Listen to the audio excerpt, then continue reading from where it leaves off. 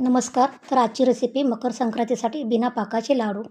सगळ्यात अगोदर 2 वाटी तीळ मंद आचेवर कढईत भाजून घ्यावे. भाजून झाला की तडतड आवाज येतो.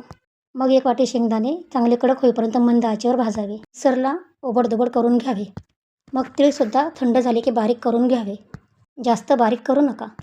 एका परातमध्ये बारीक केलेले तीळ, त्यात 2 वाटी गूळ असा हाताने मिक्स करून घ्या. मिक्स केल्यानंतर मिक्सरला पुन्हा फिरवून घ्या. परातीत बारीक केलेले तीळ गूळ काढून घ्या.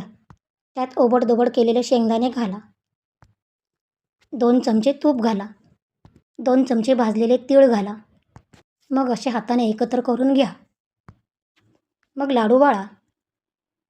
ओबडधोबड शेंगदाणे आणि भाजलेले तीळ घातल्यामुळे खाताना मध्ये कुरकुरीत लागतात. तुम्हीही करून पहा आणि माझ्या चॅनलला लाईक, शेअर, सबस्क्राईब करा.